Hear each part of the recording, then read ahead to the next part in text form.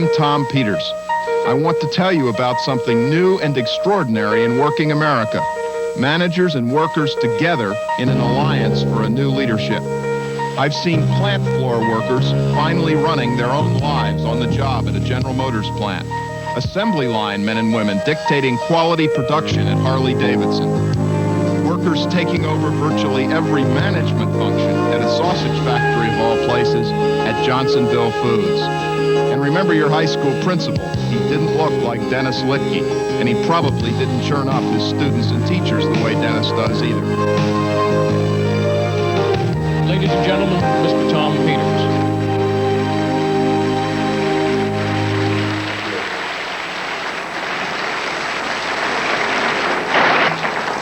Thanks very much. We're going to take a trip, and it's going to have 4 stops on it. The trip in theory, because this program in theory is about leadership, was to in fact profile 4 extraordinary people. And while they were indeed extraordinary, what in fact the story turns out to be is a story not of 4 leaders, but of 4,000 leaders. Which is to say, the secret was that each of these people literally turned every person on their payroll into a full-scale leader in his or her own right. So every secretary, every accountant, and every machine operator turned out to be a leader, not just the person who had a title like factory manager or chairman of the board. And so yes, it's a leadership tale, but frankly, it's not the one that I had expected to come to this stage to tell you about. We began our adventure in Bay City, Michigan. Among other things, it happens to be the home of a 70-year-old wood-floored General Motors components plant. And what I saw was an old plant with a tough union, with old equipment, and some of the most extraordinary improvements in productivity, quality, and so on that you could ever imagine. About 2 years ago, a new plant manager arrived, a 59-year-old woman by the name of Pat Kerrigan. Now, let's begin at the beginning, all right? And talk about what you do when you inherit a hopeless situation. I mean, we know what you do. I got Stanford business degrees. I got 2 Stanford business degrees. The joint's bleeding. I mean, you're broke. The president of General Motors just gave a speech that said our stated objective is to do more outsourcing of components. They can't wait to dump these old dogs of component plants. Basically, they want you out of business. You're inefficient as hell. What do? You got any kind of good consulting or business school training? You closet yourself with the accountants. You start a new paperclip counting campaign, and you decide how many bods you got to lay off. That's the deal. It's the great American way. What does Kerrigan do? Well, see, Pat was lucky. She wasn't trained as a professional manager. So she behaved like a human would. I mean, what would you do if you were a human being? You give this lecture, not me. What do you do if you're a human being? Very simple. You walk out onto the plant floor for the first 3 weeks and you shake 2,000 hands. And you use these remarkable words. Hi. I'm Pat Kerrigan. You think we can make a go of this?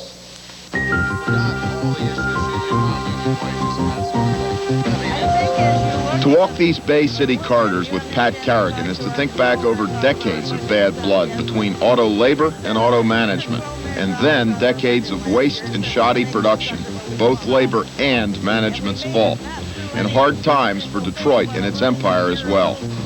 And who of all people is making an extraordinary change in the way General Motors, at least, is facing the world?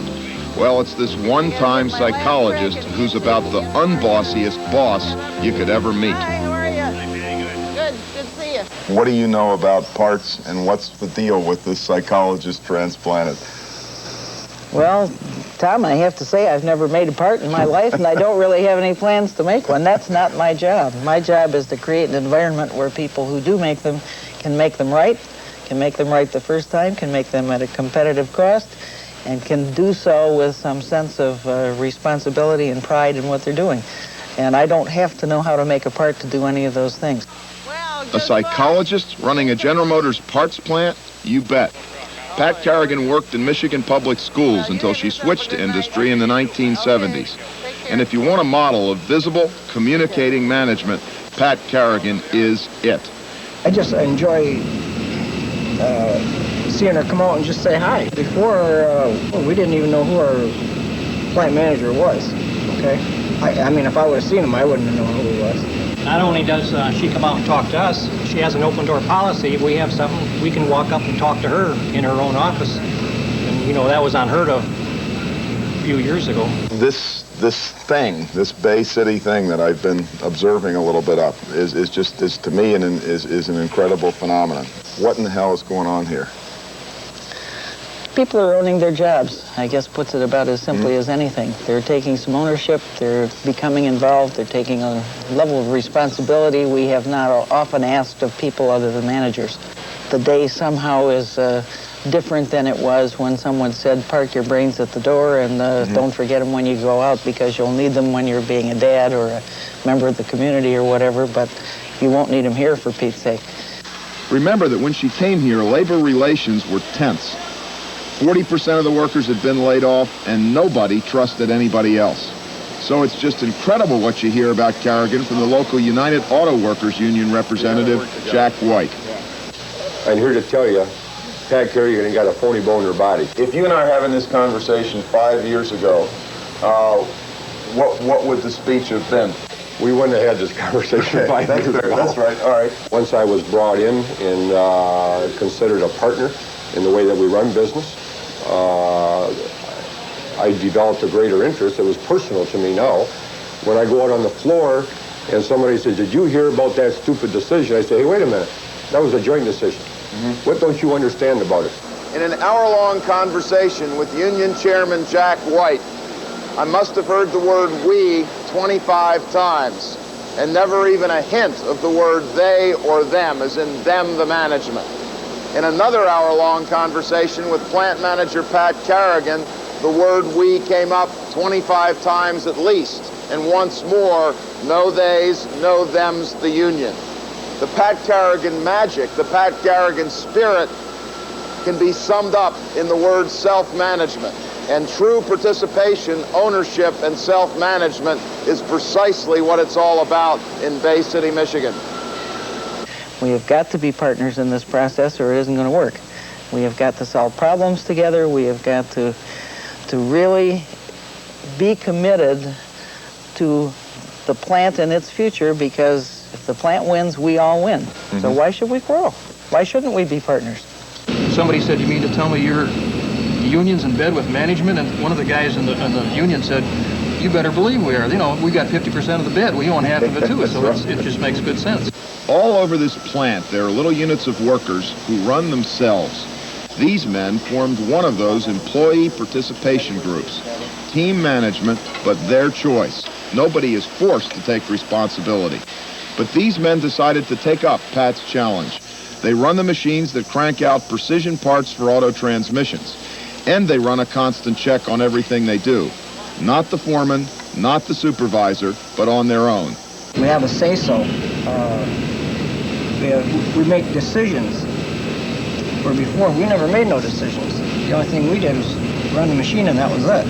You know, all of us, when you go through something, you tend to carry a particular memory or something that's really etched in your mind. And this one guy on this work team, and he was clutching, and I'm going to talk about this a lot, he was clutching his numbers under his arm. Because, see, the work teams do everything now. They measure their own production, they inspect do all the inspection themselves, they measure their quality, they measure their scrap, they measure their rejects, they measure their costs, they designed the measures, they formatted the measures, and it's their stuff. And this guy is clutching these numbers under his arms. I have been hunting for a visual image for weeks, and the only one I can come up with that's even close is the way an 18-month-old baby holds on to a blanket or a teddy bear. These were his. He owned them. An outsider who's never spent his life in a plant might think this is pretty simple ho-hum kind of stuff. But listen to this.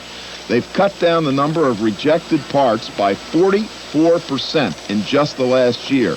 To top that off, they've raised their production by almost 300,000 units a month, or over 40%. And Pat Carrigan loves those savings. Are we talking hundreds of thousands, millions, tens of millions? I mean, we reduced our budget by a significant amount, millions last year, and we attained that reduced budget. And we did it, as I say, not through any magical thing or big game plan that would take this chunk or that chunk of expense away from us. It was the little things here and there on a continuous basis. What does management give back to get those kinds of results? A lot of trust is the answer. If a worker suddenly became ill, or if he had an emergency at home, in the old days he had to go through layers and layers of bureaucracy to get a pass to get out the door. Now, heresy of heresies, they can sign each other out. Instead of saying, okay, you can go home now, I'm the boss and I'll say you can go home now, I'll sign your slip. It's like saying, okay, you're a big boy now, you've shown us you can do it, we'll let you go, you can do this. We'll give the responsibility for you today as long as you don't goof it up. Look, 23, 25-year-old veterans, these are adults, to put it mildly. You know? The stuff that they did immediately, and Pat encouraged them to test or challenge any rule whatsoever, is they allowed them to sign their own pass-outs. Now, you probably don't know what a pass-out is. What it basically means is if you need to go pee-pee, you have to get your supervisor to sign. But, I mean, what the hell? You're only 45, you know? It's amazing the guy doesn't do the zipping for you. What it amounts to is nothing less than a minor revolution. How the men got those rights to sign their own passes tells a lot about middle management under Pat Carrigan. When the workers asked for some of that control of their own lives, the yes came from plant controller Bill Rogers and plant production manager Bill Bowen. We trust people to take care of their own time, take care of their own paychecks, their own bereavement pay, and that they wouldn't, work the system over, as it were. The thing that it changes is that in a traditional financial role, and I've had many roles in financial department, including auditor, you are taught, in effect, don't trust people. Let's look at the documents. Let's put people in control. Or under the Pat Carrigan philosophy, you say let people have the information, let them have the control, and it will work out. So I had to take that on a matter of faith, and I'm glad I did, because it's worked out extremely well. I've never been disappointed. My attitude, I wouldn't tell hardly anybody anything. That was wrong. Now I think I'm right. There is a tough part of this, and it's going to come up again and again. And that's the group who I've overlooked in my little discussion at Bay City. Those upon whom this change falls hardest of all. Those who are the ones we found to be the principal casualties in the course of this 2-month visit, and that is the first-line supervisor. The front-line cop has a hell of a time in a lot of cases becoming a coach, a mentor, and a people developer. Some made it, some didn't. And it's pretty hard to take a man like myself. I've worked for a long time as a supervisor, king of the hill, the big boss, had her made, control everything. Yeah. Some people can't give that up. See? So it's going to be a hard transition for some people. I'll give up anything if these guys are going to show what they can do. Yeah. Because I know, I'm going to say you wouldn't be able to comprehend what they could do with this machinery out here. And I'm talking about any industrial plant could do that. Yeah. And that's how I really believe. Can a plant manager who's come up through the traditional manufacturing or financial disciplines in GM turn Carrigan-like, or a plant manager in Silicon Valley, where I live, who tends to be the most anti-people group of folks you've ever found? Can they get it? Sure. Why? What's your evidence? I don't assume anything. Won't come easy. Won't come easy. People tend to do what they get rewarded for doing, and for a lot of years in American business, people have been rewarded for doing business in a different way. Unfortunately, the rewards are not there so much today because we're not doing that well. I don't think everybody has to manage a business like Pat Kerrigan does. That would be not only dull and boring, but probably wouldn't fit a lot of organizations very well, because there has to be some fit. And the big reward is staying in business. And if it takes doing it this way to stay in business, I have to believe we're going to do it this way. When Kerrigan herself talks about what she does for a living, she says, my role is supporting, enabling, and empowering. And then she really zapped me with the big one. At the end of the interview that I was having with Kerrigan, what I said, okay, Pat, now let's just cut the crap. What the hell is your thing? And she looks at me and she says, Pat Kerrigan's thing is people. That's all I can tell you. Pat Kerrigan's thing is people. And I think that's a lovely way of stating it. For too long in this country, from Silicon Valley, where we sit today, in high-tech hoo-wah diddy-diddy land, to the land of Pittsburgh and Detroit, complexity, technology, machines, and hardware have been America's thing, and people have not been its manager's thing. And the Pat Kerrigan story is the simple story of a human being who lives minute by minute and day by day. People are my thing. And the results, as I say, are truly remarkable in every sense of the word.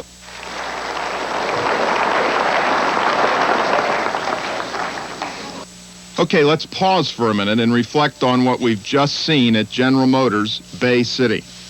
Number one, the context. Old and shabby. This is not a story of modern robotics. Number two, the use of teams.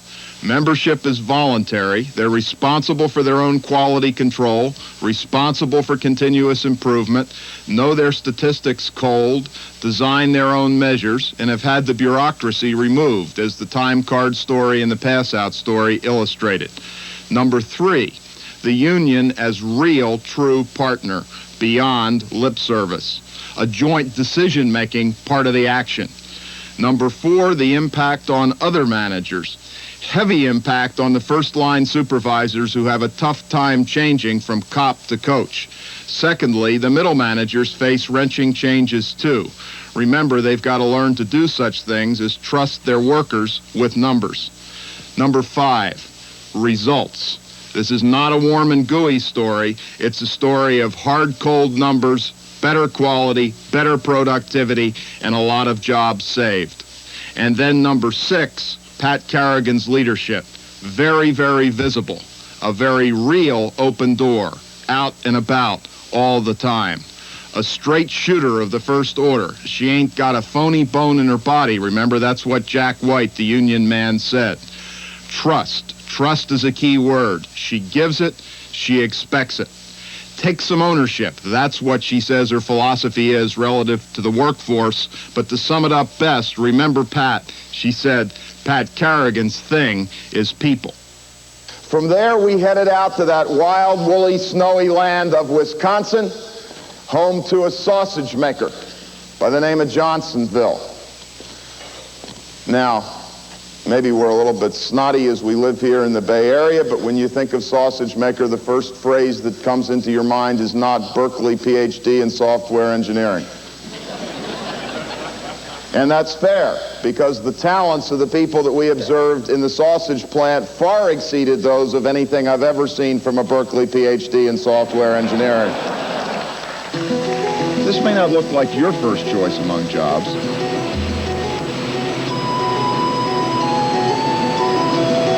Here they are, turning out rack after rack of sausage, link after link of it, endless streams of it.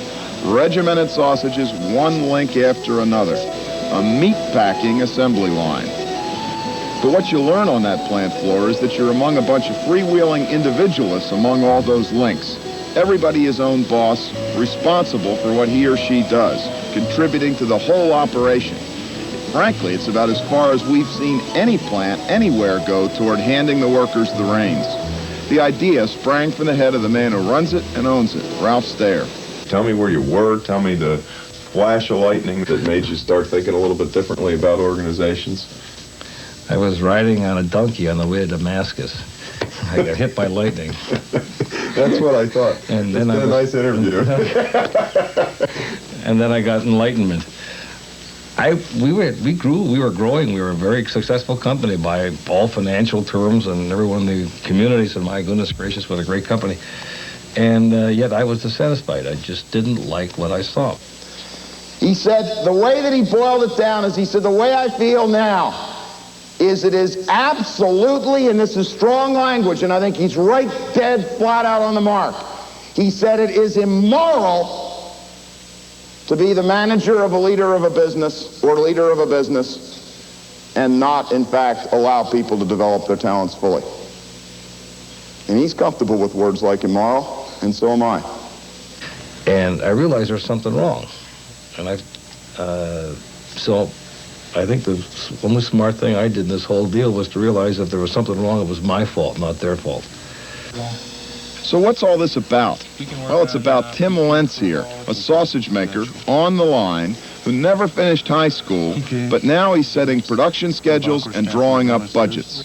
It's about this whole team doing its own hiring, its own firing, and deciding who gets more pay.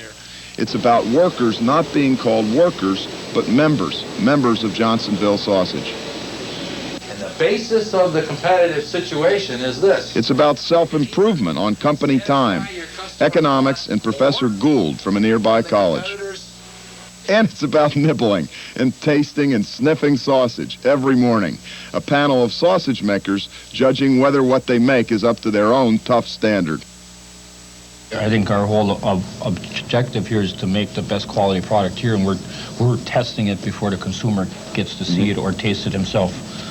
And then there's this unheard of business of members doing their own hiring and firing. They work or they have a training program, and then before that person is made full-time, our full-time employees in that department where they are working gets together and we kind of rate that person, and it's decided on the quality of work they put out, how they work with other team members. To me, that's a big important thing. If you're a team member, you can work together and get the job done. One of the astonishing things about Johnsonville is that managers, they're called coordinators here, like Jim Gebler and Chris Salm, are delighted to give up their historic right to hire and fire. And you're telling me that, while we're sitting here today, that there could very well be some group meeting downstairs that you don't know about that's voting somebody out? That's a good point, Tom. If I hire in the people or fire the people, they're not going to get the people that they can work with the best and that can put out the best product most efficiently. They are really in charge. And if I step into that and say, okay, you're in charge, but I'm going to do this, it screws up the whole system. Have you ever vetoed a firing decision? No. Never? Never. I guess what he's trying to say is we're teachers. We help people grow. That's my main goal, is to help people grow so they can handle all the situations and plan on their own. Each person is their own manager. And how long have you been working here? 23 years. Was your first plant manager a teacher and a coach? I would have to say no. What are the adjectives or the nouns? I would say that he was more like a dictator. Instead of a dictator, what these sausage makers now have is a metaphysical guru in Ralph Stair. I'm in charge of philosophy. I'm in charge of setting the standards. At least ultimately in charge of all of those things, making sure that we are headed on the right track. So what happened when people on the sausage line started hearing this new sermon from their boss? I mean, did this really seem weird? Were there some people who just sort of were blown away?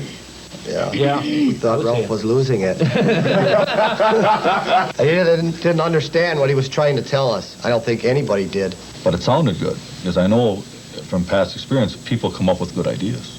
And the more you can get into their minds, have them working smarter, the better we're all going to be. I mean, the better the world would be, not just Johnsonville. The people you see on the floor, most of them with only high school educations, already do engineering, budgeting, quality control. Anything they decide they want to do, for that matter. You're supposed to have at least 11 degrees before you can think about this stuff. And now you're trying to con me into believing that the average sausage worker in Sheboygan or Johnsonville can pull it off. Yeah, I guess it's because they don't have those degrees. That's fair. I guess because they don't have all that crap in their head that gets in the way. There's a certain joy I was getting from being in charge, being the main man, etc. There's a fear, there's a real fear on the parts of CEOs that they won't be respected, that they won't be needed, that they won't be necessary if they're not the ultimate be-all and end-all, if they're not the decision maker, the causer of action, all that. The basic change is an understanding that people really want to be great. They really need that. It's a change in your view of what people are all about and what people are for. That's a basic thing that you have to get past. If you understand that everyone wants to excel, wants to be a member of a winning team, takes great joy out of that, and it's important for them in their lives. It is psychologically it's important. Once you understand that and believe that, truly believe it, then you start acting that way, and by golly, it happens. This is something new from Johnsonville. This is their catalog business. Any of it's great stuff, by the way. If anybody wants to take orders, I'm here. Most of you know what a secretary does? You know, forever, for the rest of their life. Well, this kind of nicely describes the attitude. Secretary, Johnsonville Sausage. She said to her boss last year, she said, gee, wouldn't it be a neat idea if we start a catalog business? And he said, what most bosses do when a secretary comes to him and has a new business startup idea. He says, yeah, fine with me.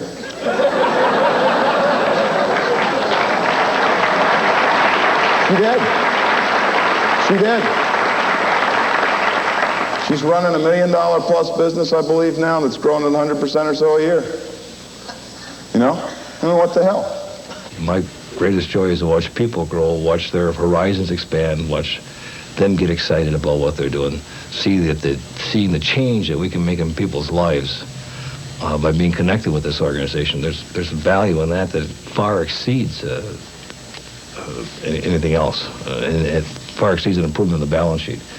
Although I must tell you that the balance sheet's improved faster since we've done this than the other way. Mm-hmm. It's amazing.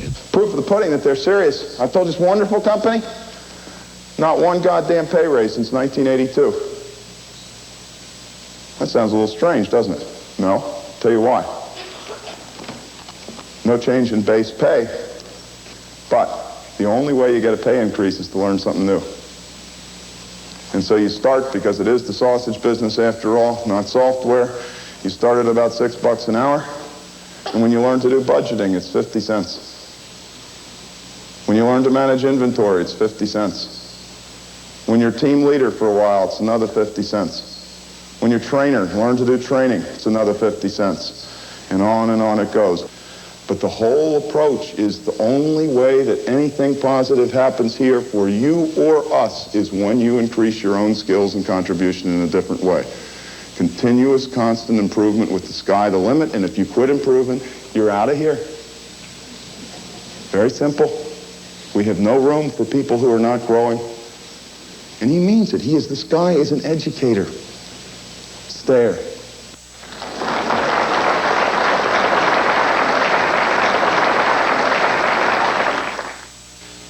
Now, let's just pause for a minute and review the bidding here at Johnsonville Foods. What do we find? Number one, the context.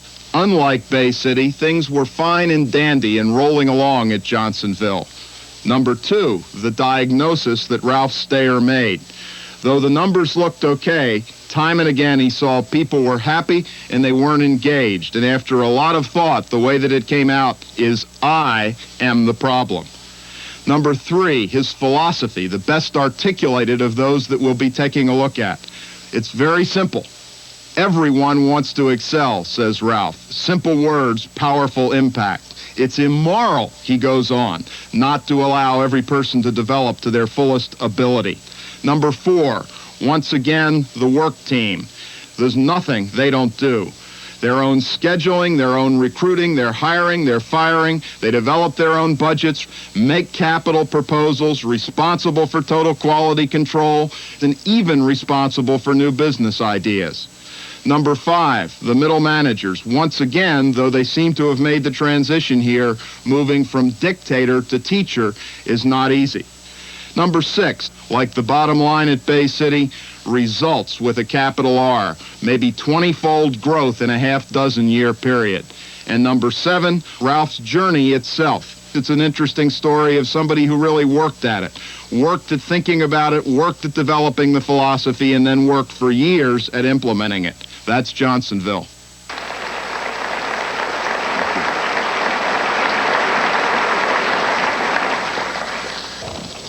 Now we will turn up the noise level a little bit and move from the world of sausage to the world of vroom vroom and talk about Harley Davidson. Harley Davidson literally on bended knee begged for relief 6 or 7 years ago and got it from Washington when Honda, Kawasaki, etc. were eating their lunch, to put it mildly. And most of you probably remember the news about a year ago when Harley, in an unprecedented move, probably in the history of humankind, asked to have their protective relief removed a year early. They have turned back the Honda threat. And moreover, which is bizarre, when you go into the Harley-Davidson plant in York now, you will find Harley-Davidson USA teaching classes on quality improvement to the leading industrial companies in the United States of America who are lined up to get in. You talk about a turnaround, that is a turnaround.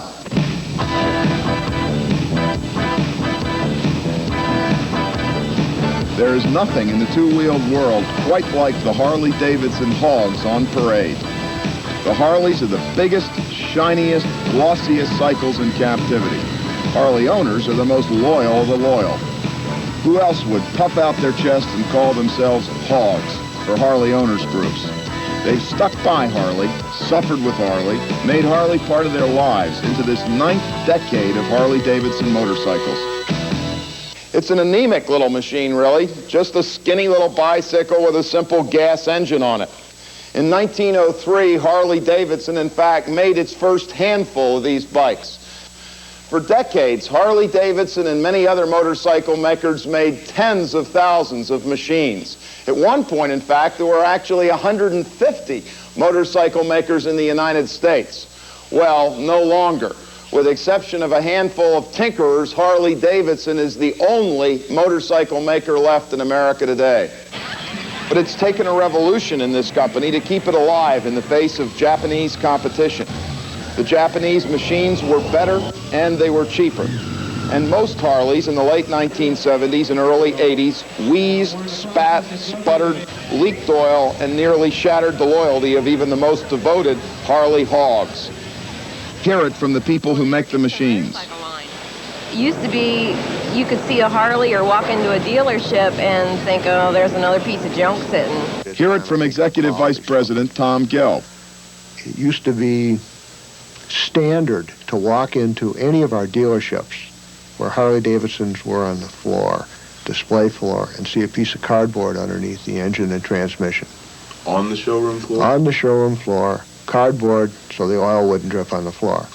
It looked for a while as though this museum was going to become a monument to a dead company and a dead machine, with maybe a Latin sign tacked up on the front of it which would have said, Harleiensis extinctus. But up out of the red ink comes Harley, with machines that work just fine and don't leak oil either, and a new spirit of leadership that bubbles through the production line, middle management, and the front office. It begins with Vaughn Beals, the chairman of the board. Beals and his wife Eleanor hop on a Harley whenever they get the chance. They hobnob with the hogs and the grease monkeys who each year ride into Daytona, Florida for Motorcycle Week. Custom. Custom. The Harley turnaround was inspired from the top and has taken root at the bottom. You would go to a foreman and tell them about the problem that you're having, and they would tell you to run it anyway. I refused to run it that way because I knew it wasn't right. So I would go to a foreman and they would have to approve it. The foreman would get together and say, we'll run it anyway. We put that to the men who were supervisors at the time, forcing production whether the motorcycles were good or not. Don Lefevre. Get the numbers. That was prevalent back at that time, yes. Lefevre was telling workers to shove bikes out the door. You're right. You're absolutely correct. It has been quite a challenge to us to see the quality of the product improve to where it is today. Through the early 80s, Chairman Vaughn Beals watched the Suzukis and Hondas and Kawasaki's steal the Harley market. Well, our product, the quality had gone down, and we've been focusing on quantity rather than quality. The Japanese came to town with a higher quality product of contemporary design at a lower price. What did you do, literally? We went through the culture routine. We went through the robot routine. And we went through the low wage rate routine, and none of those were the answers. And after you've exhausted all the other alternatives, you decide, hey, it must be me. And the Vaughn Beals story is more like the Stayer story than it is like the Carrigan story, so it's another good news story for you and I. That is to say, it's not somebody who had it in their genes. It's somebody who came to it. Vaughn Beals is not a philosopher priest. Vaughn Beals just did the analysis, and there was no room left to blame anybody else except himself. And so then they just got down to it on the basis of pragmatism as opposed to the basis of morality or philosophical belief. And they changed the systems. So Harley looked into its own way of doing things. First, it started listening to its workers, seeking their advice. Now, workers are eagerly charting and monitoring their own quality output. Like Ben Carter here, who's checking all his chrome parts for the slightest imperfections. Next, Harley laid down the law. Quality comes first, period. If workers saw any obstacle to quality, they could go right to the top, which is just what Karen Rohrbaugh did. I was being told to build a part for a motorcycle that was absolutely junk. Which means what? Be specific. The wiring that goes to a taillight on a motorcycle is trailed up along the inside of the fender, and there's clips that hold the wiring in place. Several of the clips were missing because they weren't spot welded right. And we were told to use these anyway, which would mean the harness would drag on the tire, possibly short out, and you'd have an electrical problem. So how long did this go on before you... It went on for 2.5 days, and the supervisor kept saying, use them, it'll be all right. They'll put a piece of tape in there if they have to. And I just got tired of it, and I called Mr. Lucas, and he would call you back and ask you to come over and talk about the problem. He would talk to you first, then he would bring the supervisor in. With you there still? Yes, and then I had to leave and the supervisor stayed. But the next day, the problem was corrected. And you felt comfortable about that? I mean, you didn't feel that somehow or other this person called a supervisor was going to get even? I felt comfortable with it because I cared about the product that I was making, and I didn't care if he got mad at me or not. I was trying to put out a good quality product, and he didn't care. I hear these words that I've never heard come from a first-line person. I hear this guy, and he's saying, old 20-year veteran, big, tough mother. They're the kinds they have in motorcycle plants. This guy says, I'm just making a presentation on Friday the President. Excuse me? Can I have your signature on that, please? Like he's talking to his buddy. Well, he says, I'm sweating a little bit because I've got to make a presentation to the President on Friday. Hourly worker making a presentation to the President. What's he doing? This is no big deal. I mean, he's just, it's just sort of a redoing of the part of the line, a $250,000 project that he's proposed, and he's done the numbers, and he's done the analysis, and he's called in the suppliers, and he's gotten alternative supplier bids. He explains the whole thing to me. And then I said, well, don't you think some vendors think you're nuts when you call them and say, hello, I'm from the production line at Harley-Davidson? This guy looks at me and says, tough shit.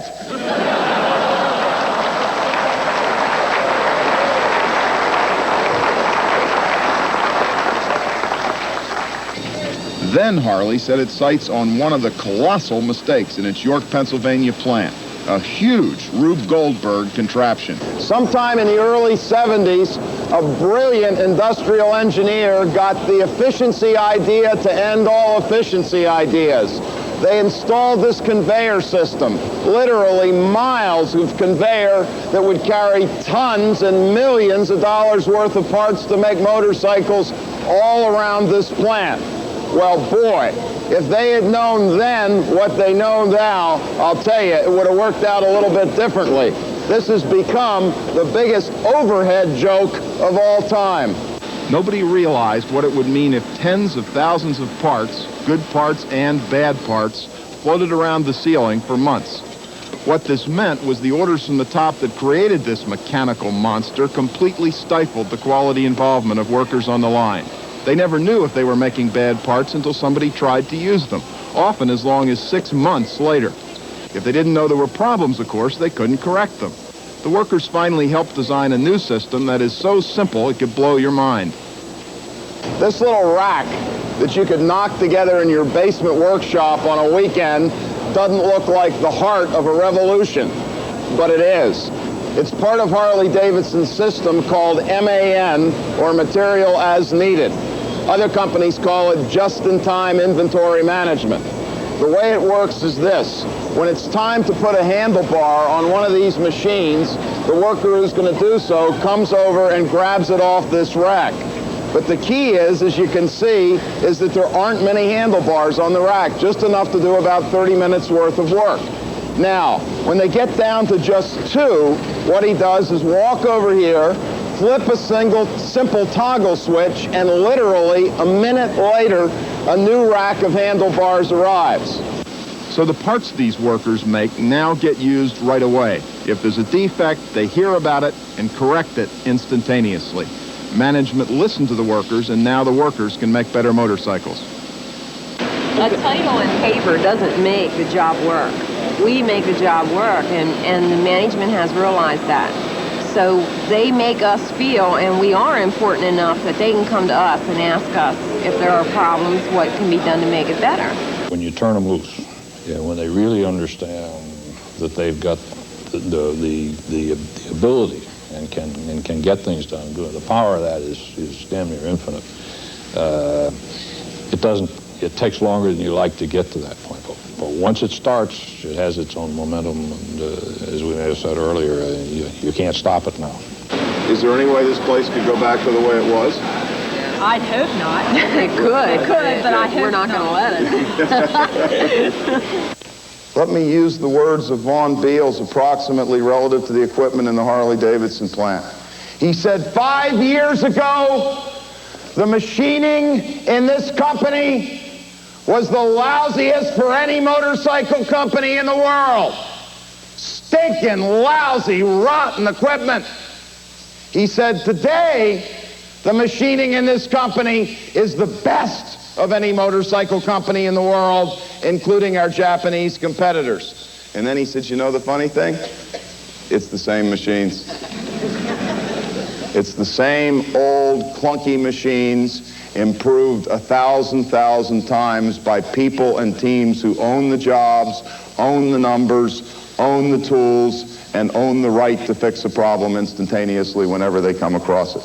About 4 years ago at Harley-Davidson, in what must be 700, 800 person plant, they had 27 production controllers, which is a standard number for an American plant. 27 production controllers, and as they described it to me, 27 production controllers, and nothing ever went out on time. They have now cut the number of production controllers back modestly from 27 to 1. And now everything goes out on time. Because guess who the production controllers are? The people with the charts on the front line who are responsible for their own destiny. And that is a production control system you can't beat.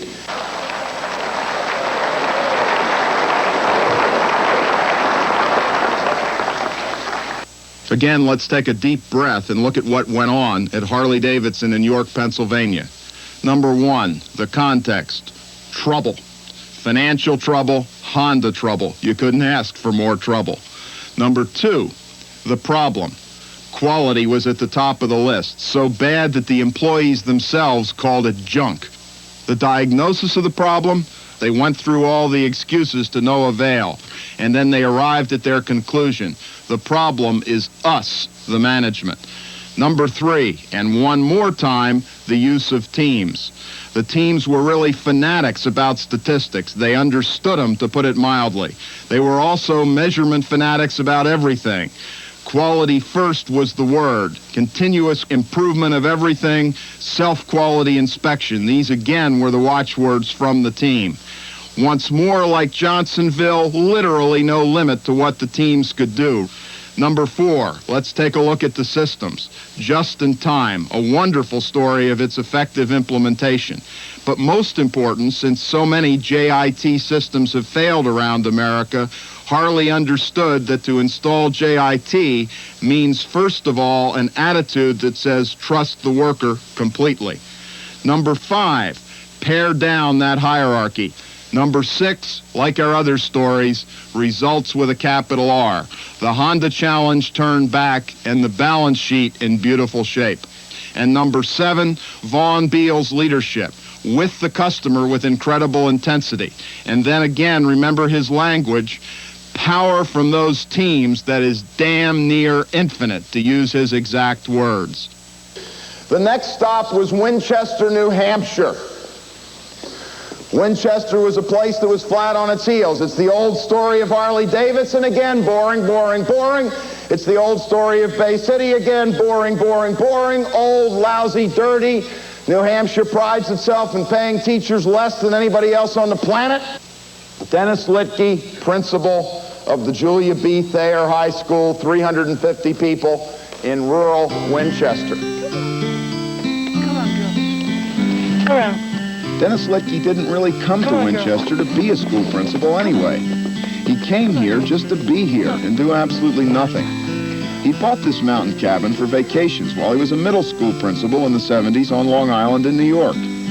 He had already gotten a lot of national attention among educators for his innovative teaching ideas, but he'd had enough of that and came to Hill Country just to think about what to do next. He didn't know anybody here, he just liked it here, with no phone, no running water, and no electricity either. Winchester historically offered a dreary high school education, followed by a dreary job future. Thayer High was a tough school. The kids were called the animals from Thayer. I believe strongly in the basics. You know, you can't do anything if you can't read well, if you can't write well, if you can't manipulate figures. I added another R to the reading, writing, arithmetic, and that's responsibility. The kid's got to take responsibility for him or herself. And my kick lately is to use their mind. It used to be that Thayer High School principals stayed closeted in their offices, tending budgets and whatnots, stern and proper, jacket and tie. Now it's Doc Litke here, Doc Litke there, Doc Litke everywhere. Morning, Doc. What was the first thing he did when he took over at Thayer High? Well, you have to understand that when Litke came here, this cafeteria and study hall was filthy. Kids were often assigned here for 3 periods in a row of, quote, study hall, unquote, with nothing to do. So they tossed food at the ceiling and dug holes in the tabletops. Litke's cure was, first of all, to cut down on study hall, and then do something so simple as to hire a dropout student to paint that mural of a Pegasus on the wall. Never look a gift flying horse in the mouth. I took one look at that Pegasus and I said, it's just absolutely beautiful. I wonder how it's going to look with something graffiti all over it. The Pegasus is still there, the white walls are still there, and it's like these are symbols that, you know, you expect, and this is what worked with Dennis too, with the teachers and with everybody that he deals with. You expect the best. Rottenest place in the world. What does he do? Well, Dennis is I mean, there isn't any Dennis. There's just this bushy red hair with kinetic energy surrounding it. Period. Dennis walks into classroom. And he's in class. He goes into classrooms probably, every hour. He makes 7 or 8 visits to them. So he goes in the rooms and he hits the room. The joint goes. And you go, whoa. Always looking up at the kid. Think of that. Remember your view of a principal when you were a youngster? I never saw Dennis in the classroom in any way physically looking down at a kid. And he loves kids. Dennis figures that he can't know how his kids are doing if he doesn't become one of them himself. Every day, spending time in class after class. He was murdered. 12:20. He comes in quite often. He is a frustrated second language learner. He'll come in and he'll get right in and start pronouncing the words in French and Spanish and pretend he can speak this language. And they love it. The kids see his human side. They don't see the stiff principal walking around that demands and commands such respect. That he's a person, he's their friend, he has a sense of humor. They can depend on that now. And sometimes they dislike him too, because he has to be the principal. To avoid being the principal, the disciplinarian, Dennis Littke has created an atmosphere of respect that breeds civility at Thayer. I see no graffiti, and I was blown away this morning when I walked in and saw that 1 out of every 40 lockers, all of which are full, have a lock on them. And then, you know, one of your students said to me, "Oh yeah, I keep my 35mm camera in there." This is a disciplined school, I think. Yep, very disciplined. How's it work? What's the secret? How do those fit? You know, I never concern myself with lockers, with you know, with locks or not locks or valuable stuff in it. And I think this whole discipline issue it's not an issue by itself. The classes where the kids enjoy, there's no behavior problems. And the kids enjoy, meaning they're involved. So we work on the curriculum. We work on how do you get the kid to be active? How do you make the work important? And when a teacher comes in and says, these kids are acting up, that's a key to start looking at what's going on in the classroom and how are we missing it. I heard a little rumor that you're smoking cigarettes. Okay? I heard some kids talking about it. Now, I don't know if it's true or not true. I feel if I heard kids talking about it, it's probably true. Which would mean right now I tell you you're off the basketball team. Okay? I'm giving you this warning. If I hear the rumor again, I'm going to come down on you. Okay? So consider this your good luck warning.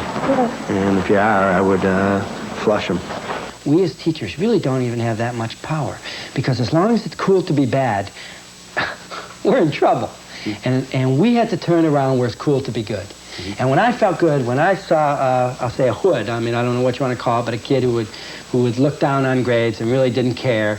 And when he said in front of a bunch of his friends to me one day, "God, I missed the honor roll by 1 grade." Whoa, I didn't overreact then. You know, I said, "Way to go, Eddie, not bad." I walked away going, for him to say that, we began to turn it around, that it was cool to be good. I don't really know how I got it, but I got a D in English. Hey, Miss Kendall. Yes. And I don't really know how I got it. Have you asked her? I haven't really. Okay, that's the first thing you got to do. Right. Okay. And what about your other classes? I went down in most of them. English, I don't know what happened in English. Okay, let's do this. We got progress reports a week from Friday. Okay. We have progress reports a week from Friday. Okay? Let's try really working hard for the 10 days. Are you seeing Eddie after school? Well, go in and out of school. Okay, I want you to spend too much time with it. I'll take it in class. All right?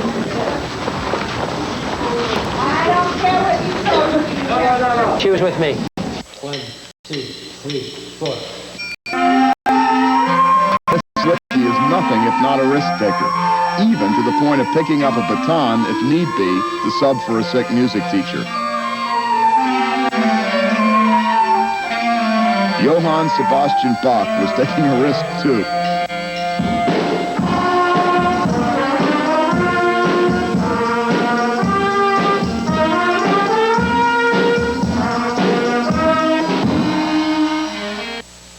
What'd you think of the test? It was okay. With his teachers, Dr. Littke is forever meeting, discussing, cajoling, encouraging, one-on-one and in groups, always pushing them to try something different, something new.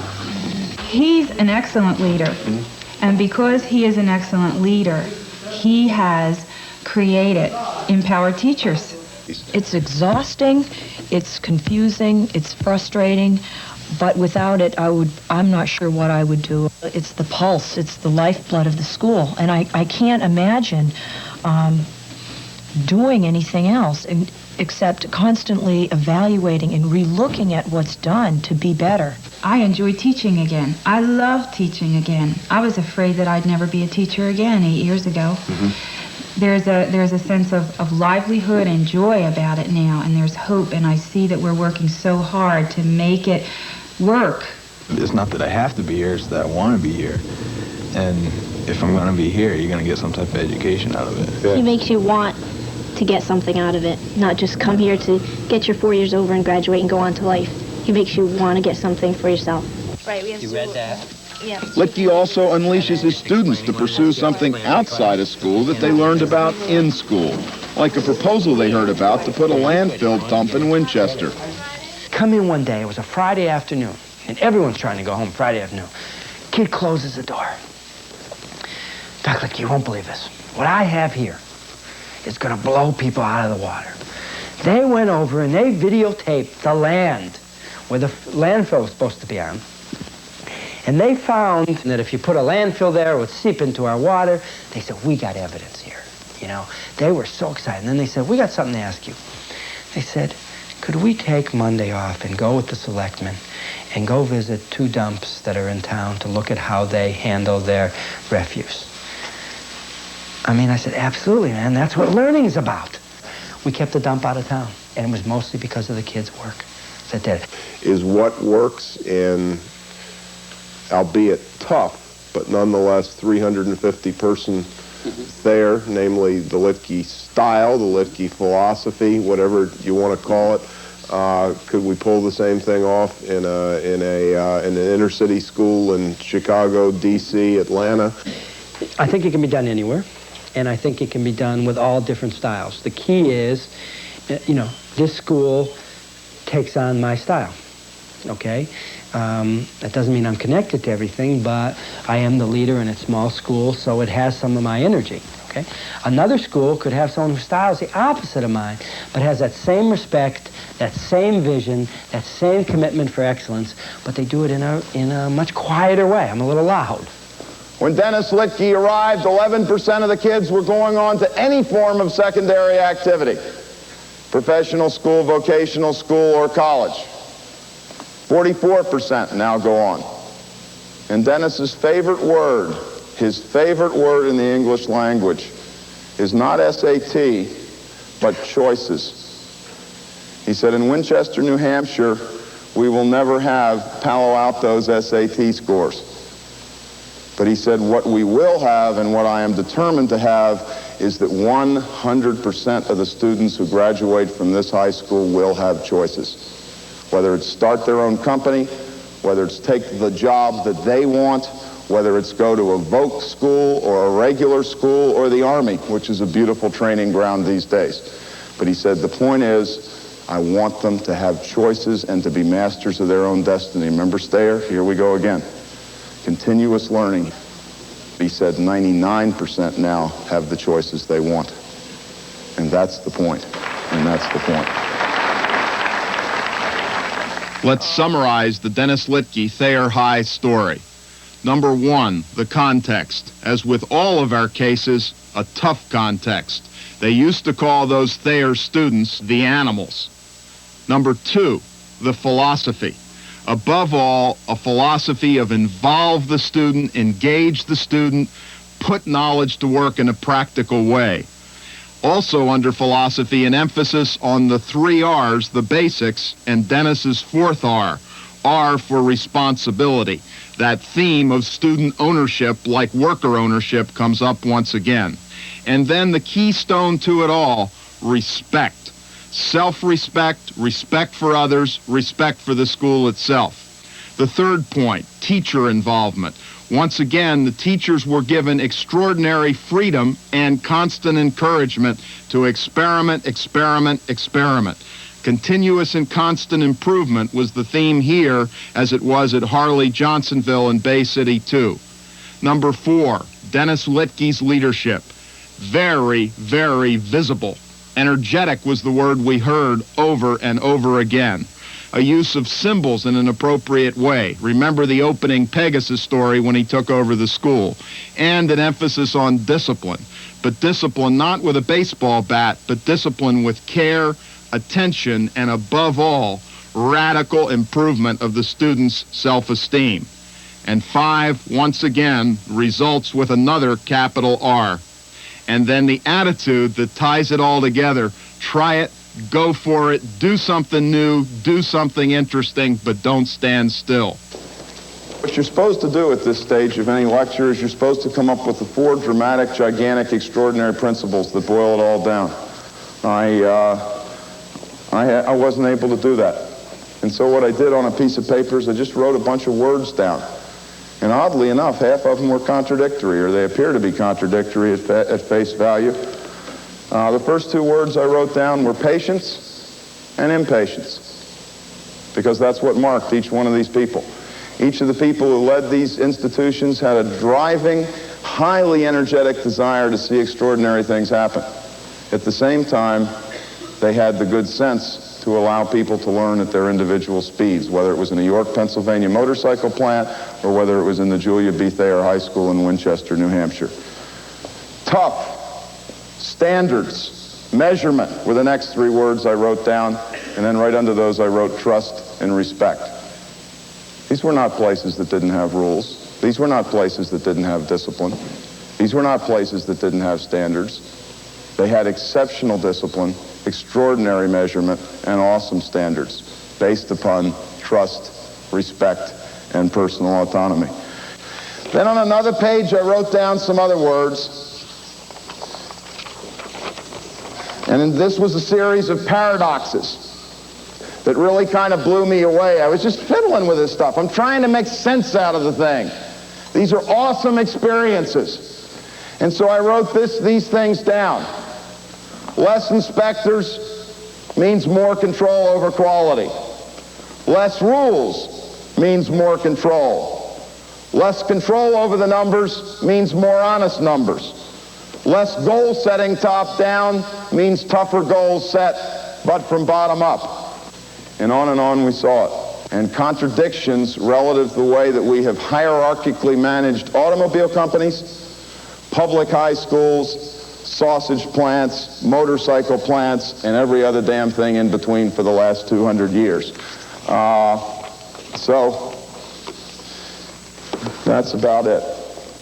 To just conclude very briefly on rather grandiose terms, you're not allowed to give a lecture on anything in 1987, 88, or 89 unless the real hidden agenda is improved competitiveness. And this is a story about competitiveness, too. As one political economist who I trust a lot said, he said, America has 2 choices as an economy. And the 2 choices are to be a commodity producer of second-rate products and see if we can match the Indonesians on wages. He said choice number 2 is to join the Japanese, the Germans, the Swiss, and others and become a nation which emphasizes high value-added, awesome quality, and extraordinary service. And those words don't come through robots, they come through people. People who are continuously trained. We're training, self-respect, self-development, and teamwork, and partnership, and we rather than they become the watchwords throughout the American economy. This fellow who wrote these words, in fact, says America has a stark choice, one path or the other. I think it's that extreme, too. The stories that I've described to you this morning talk about the other path and the fact that it can be followed by Americans. There's no question about that whatsoever. The question is, the open question is, will we? Thank you very much.